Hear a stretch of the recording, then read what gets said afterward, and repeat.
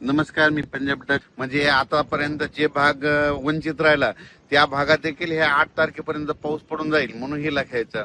मग राज्यात जास्त अतिमुसळधार पाऊस कुठं पडणार आहे तर तुम्हाला सांगू इच्छितो, सर्वात जास्त पडणार आहे मुंबई, पुणे, नाशिक, नंदुरबार जिल्हा, धुळे जिल्हा, जळगाव जिल्हा, अहिल्यानगर, त्याच्यानंतर शिर्डी, राहता, अकोले, संगमनेर, ओझर गणपती ते पट्टा, म्हणजे धरण क्षेत्राच्या कॅचमेंट एरियामध्ये. तसं ते पाऊस काय होणार आहे इकडं संभाजीनगर, कन्नड, सिल्लोड, सोयगाव, असा करत करत जळगाव, बुलढाणा, अकोला, अमरावती, अकोट, शेगाव, ह्या खामगाव हे पट्टा काय होणार आहे असा पडणार आहे. जालना जिल्हा त्याच्यामध्ये राहील. पण हे देखील सर लक्षात म्हणजे सांगायचं झालं तर ह्या 8 दिवसामध्ये त्या भागामध्ये चांगला मुसळधार पडणार आहे. पण उर्वरित राज्यात देखील म्हणजे काही जिल्हे आहेत, म्हणजे सातारा जिल्हा, सांगली जिल्हा, सोलापूर जिल्हा, पुणे जिल्ह्याचा पश्चिम भाग, त्याच्यानंतर इकडं धाराशिव जिल्हा, लातूर जिल्हा, बीड जिल्हा, नांदेड जिल्हा, परभणी जिल्हा, हिंगोली जिल्हा, यवतमाळ जिल्हा, वाशिम, त्याच्यानंतर वर्धा, नागपूर, भंडारा, गोंदिया, चंद्रपूर, यवतमाळ, हे सगळीकडे मग काय होणार आहे ह्या 8 दिवसामध्ये पाऊस पडणार. काही ठिकाणी जोराचा पडणार, ओढे नाले पडणार, कुठं रिमझिम पडणार, काही ठिकाणी सततधार राहणार म्हणून हे लक्षायचं. पण राज्यात मात्र तुम्हाला सांगू इच्छितो की जे जी पाण्याची जी टंचाई वाटत शेतकऱ्याला, पाणी टंचाई होणार आहे, दुष्काळ पडणार आहे, ते तसं काय होणार नाही. तुम्हाला सांगू इच्छितो उत्तर महाराष्ट्रामध्ये जे धरणं येतात, तुम्हाला सांगतो उत्तर महाराष्ट्रामध्ये नंदुरबार जिल्हा, धुळे जिल्हा, नाशिक जिल्हा आणि त्याच्यानंतर अहिल्यानगर, जळगाव जिल्ह्याचे जे छोटे छोटे धरणं आहेत या पावसामध्ये ते पाझर तलाव त्याच्यामध्ये भरून जातील म्हणून हे लक्षायचं. पण त्या व्यतिरिक्त तुम्हाला सांगू इच्छितो, निळवंडे धरण झालं, भंडारा धरा, त्याच्यानंतर गंगापूरचं धरण झालं, काय होणार आहे इकडं उत्तर महाराष्ट्राकडे पाऊस पडणार आहे, गोदावरीला, नाशिककडे पूर येणार आहे, त्याच्यामुळे ते पाणी काय होणार आहे ह्या धरणामध्ये येणार आहे. ते धरणं जर भरले तर मग काय होतं, त्याच्या खालचे जे धरण आहेत, मग जायकवाडी धरण हे, मग त्या धरणाचं पाणी त्याच्यात सोडतं म्हणून शेतकऱ्यासाठी आनंदाची बातमी. मध्ये पिण्याचा प्रश्न त्या पट्ट्यातला मिटू शकतो म्हणून हे लक्षायचं.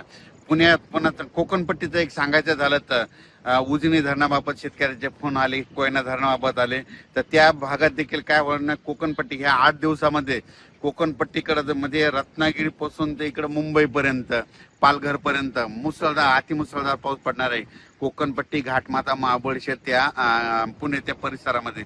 मग त्याच्यामुळे काय होणार आहे, जे कोयना धरणाचा जे कॅचमेंट एरिया पाऊस पडण्याचा, त्या एरियात पाणी पडणार आहे आणि कोयना धरणाला लगेच पाणी येणार आहे.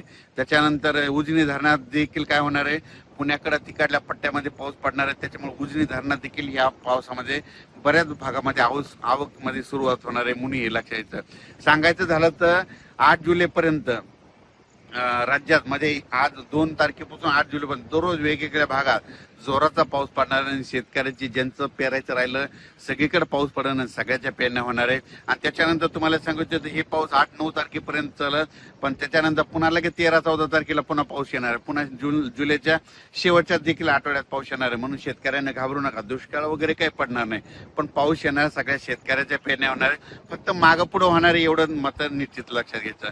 जमिनीमध्ये ईदभर ओला असेल तर शेतकऱ्याने पेरणी करायला काही हरकत नाही. आम्ही देखील पेरणी केल्याच्या नंतर बघा सारखा दररोजच पाऊस आहे आणि आमचं सोयाबीन आता उगून निघलं.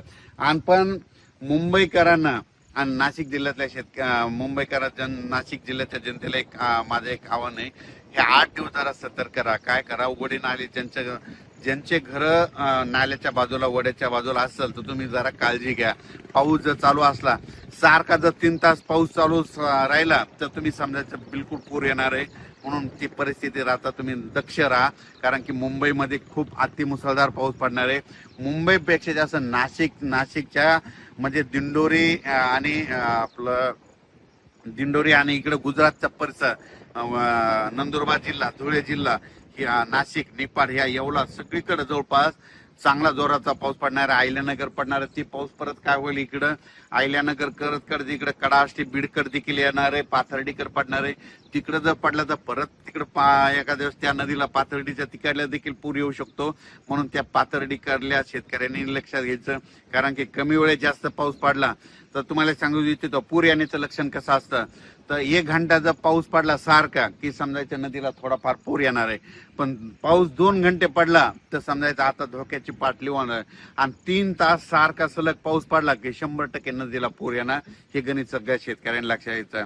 म्हणजे 3 तास सारखा पडणं म्हणजे तुम्हाला सांगू इच्छितो 120 मिलीमीटर ते 140 मिलीमीटर पाऊस असतो, म्हणून हे लक्षात यायचं. मुंबईकरांना एक सांगितलं होतं मागच्या अंदाजामध्ये 20 जूनलाच म्हणलं होतं की मुंबईला म्हणजे 1 जुलै ते 11 जुलैच्या दरम्यान जवळपास 1100 ते 1200 मिलीमीटर त्या 8 दिवसामध्ये पाऊस होईल, म्हणून मागच्या अंदाजामध्ये सांगितलं होतं.